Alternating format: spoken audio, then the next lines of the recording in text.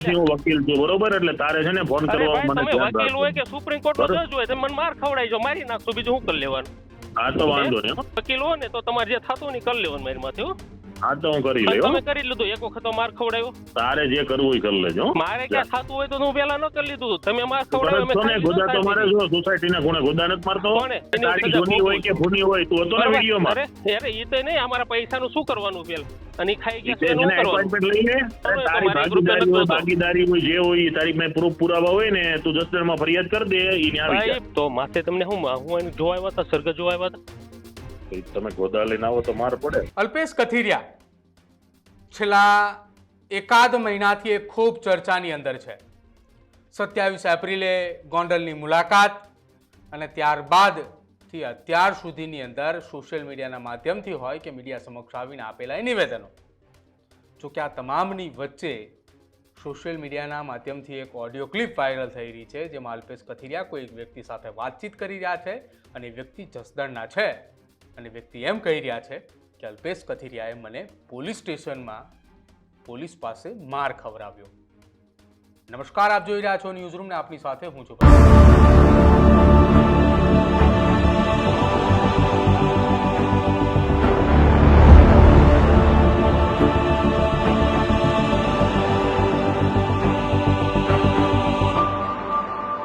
ગુજરાતની અંદર છેલ્લા 1.5-2 મહિનાના સમયગાળાથી એક મુદ્દો ખૂબ ચર્ચાનો વિષય બન્યો છે અને એ મુદ્દો છે ગોંડલનો.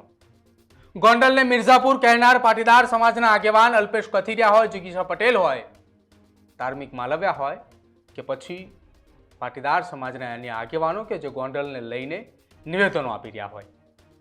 આ તમામની વચ્ચે અલ્પેશ કથિરિયા ખૂબ ચર્ચાની અંદર આવ્યા કેમ કે 27 એપ્રિલે તેઓ ગોંડલ મુલાકાતે ગયા હતા. તેની પહેલા 25 તારીખે તેમણે સોશિયલ મીડિયાના માધ્યમથી એક પોસ્ટ કરીને કહ્યું હતું કે તમે તૈયારી કરો, અમે ગોંડલ મુલાકાતે આવી રહ્યા છીએ. જો કે ત્યારબાદથી અત્યાર સુધી જે કંઈ પણ ઘટના બની એ સમગ્ર ગુજરાતની સમક્ષ છે કે ગોંડલની અંદર શું કઈ ઘટના બની એ બાદ અમિત ખૂંટનો કેસ અને ત્યારબાદ અત્યાર સુધીની ઘટના. જો કે 2 દિવસ પૂર્વે અલ્પેશ કથિરિયાએ સોશિયલ મીડિયાના માધ્યમથી એ પણ પોસ્ટ કરી હતી કે અમારી સાથે ગોંડલ દર્શન દરમિયાન રહેનાર તમામ લોકોને ખોટા કેસની અંદર ફસાવવામાં આવી રહ્યા છે. જો કે હવે સોશિયલ મીડિયાની અંદર એક ઓડિયો ક્લિપ વાયરલ થઈ રહી છે અને ઓડિયોની અંદર જસદણના કોઈ યુવાન છે જે અલ્પેશ કથિરિયાના કહી રહ્યા છે કે તમે મને પોલીસ સ્ટેશનમાં બેસાડીને માર ખવડાવ્યો છે, પોલીસ પણ તમારી હતી અને સાથે જ તમે ત્યાં બેઠા બેઠા મને માર ખવડાવ્યો છે. રૂપિયાની લેતી દેતીની આખો એક કેસ હતો. એ કેસની અંદર એડવોકેટ તરીકેની ભૂમિકાની અંદર અલ્પેશ કથિરિયા ગયા હોવાનું અલ્પેશ કથિરિયાની પણ વાત હતી. શું કઈ બંનેની વચ્ચે ચર્ચા થઈ અને ઓડિયો ક્લિપ જો સોશિયલ મીડિયાની અંદર વાયરલ થઈ રહી છે એ સાંભળો પહેલા. હલો, અલ્પેશભાઈ કથિરિયા બોલો. હા બોલો. જસદણથી શિવરાજભાઈ બોલું છું. હા બોલો. શું થયું આ ગોંડલમાંથી માર ખવડાવ્યો પોલીસ વાળામાં તો તમે બહુ ઊંચા નથી જઈને પડો છો. તેથી મને તમે માર ખવડાવ્યો તેથી તમને મજા આવતી હતી સાહેબ? કોને માર ખવડાવ્યો? તમને મને માર ખવડાવ્યો તેથી પોલીસ સ્ટેશનમાં તમે સામે બેઠા હતા માથે તે દિવસે તમને મજા આવતી હતી? મેં થોડો ખવડાવ્યો.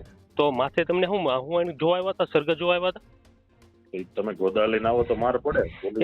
એમ નહીં અત્યારે ઘરે આવ્યું તો તમને અત્યારે તકલીફ પડે હે. તે દિવસે મને માર ખવડાવ્યો તેથી મારે બેઠા હતા માથે બેસાડી એટલે પોલીસ સીધી તમારી હતી અહીંયા આ છે એમ નહીં. તેથી તમારા ઈશારે સુરત પોલીસ હાલતી હતી ને તે દિવસે તમે ગોદા લઈને કા માટા મારો? કોઈ ગોદા લઈને નતા મને સમાધાન માટે બોલાવ્યો હતો. મારા પૈસા લેવાના હતા ધંધાના ભલ્યા અને હજી લેવાના છે એ હું સાબિત કરી દઈશ કોર્ટમાં. ફરિયાદ નહીં મારી એ મતલબ નથી. તમે પોલીસ સ્ટેશનમાં તે દિવસે મને માર ખવડાવ્યો. એસપી દુધાત સાહેબના ભાઈ હતા હિતેશભાઈ. તમને જોબ કરો છો ત્યાં? કોણ? તમે પોલીસ સ્ટેશનમાં. તમારે ક્યાં વહીવટ કરવાનો હું જોબ કરું? તો મને મારતા હતા ત્યાં માથે તો તમે બેઠા હતા તે દિવસે. તો પણ તમે ફરિયાદ કરો કોર્ટમાં. ફરિયાદ કરો.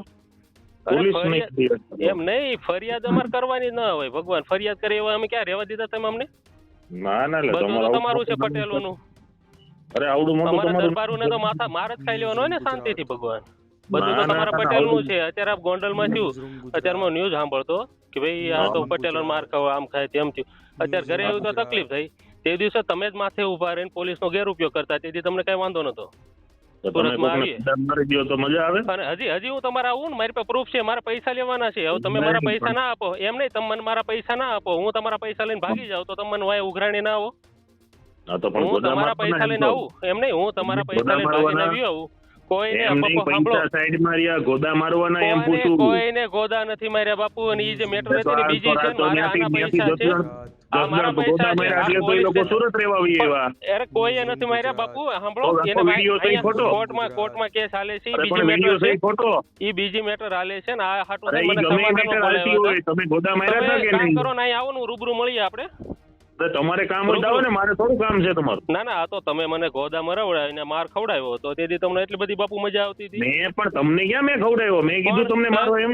તો તમને શું પિક્ચર જોવા આવ્યા હતા પોલીસ સ્ટેશને 3rd ડિગ્રી નું આપતા તમારે હતા ક્યાં ને? વહીવટ કરવાનો? હું જોવા આવ્યો છું. વહીવટ કરવાનો મારો છે બાપુ. મજા કેમ આવે કરવું. સંવિધાન બાપુ બધાને લાગુ પડે ને? તમને લાગુ પડે, તમને ના લાગુ પડે? પણ તમને સંવિધાન લાગુ પડે તો ફરિયાદ કરો ને. અમે કરી ફરિયાદ, તમે ફરિયાદ કરો. ફરિયાદ શું ને, પૂછડામાંથી ફરિયાદ કરી તમે ક્યાં અમને કોઈ રહેવા દો છો? અરે પણ કરો ને તમે ફરિયાદ. બધું ફરિયાદ તમારું કરો. છે. સાંભળો, પોલીસ સ્ટેશન તમારું, સુરત તમારું, બધું તમારું. એટલે આ હા, બધા અહીંથી તમારે પૈસા લઈ લઈને અહીંયા ભાગી જાય. સાઈડ છે. અહીંથી પૈસા લઈ લઈને સૌરાષ્ટ્રમાંથી ભાગી જાય ને ઈ બધાને સાચવી લેવાના ત્યાં. અને એમાં તમારે 50% વહીવટ કરીને પૂરું કરી દેવાનું. એટલે એમાં તમે કેટલા પૈસા મેળવી ભાઈ? તમને કેટલા વધાર્યા? તને કોણે કીધું 50%? મારે 31 લાખ રૂપિયા લેવાના હતા. બીજો ન એમાંથી ખબર હોય, બીજો વહીવટ નો હા, કર. વહીવટ 50% નહીં. ની નો અરે કર. ભાઈ, મને તને ખબર હોય એટલા પૂરતી જ વાત એના રાખ. મામાના છોકરાએ કીધું કલ્પેશભાઈ એનો કથિરિયામાં મામાનો છોકરો 50% કાકા છોકરો તું પેલા જાણીએ. અરે કેટલું જાણી હું આવ્યો, અહીંથી, જાણી આવ્યો એટલે જ ફોન કરું છું. જાણી આવ્યો ને એટલે જ ફોન કરું છું કે એમાંથી 50% પૈસામાં તમે પતાવડે લીધું ને એની પાસે પૈસા લઈ લીધા છે અડધા. કે ઓલા ભાઈને 50% તારે નહીં આપ્યા એમ? પૈસા આપવાના. હા, 50% એટલે કેટલા થાય? હવે ઈ તમે વહીવટ કર્યો તમને ખબર છે ભૂલ્યું. હા, પણ તમને ખબર છે, તમે કહો છો ને મારે મેં આને હા પૂછ્યું, પણ મને હા પણ ખબર ઈ છે. છે મારી પાસે, મેં વાત સાંભળી એટલે જ હું ફોન કર્યો ને મેં તમને.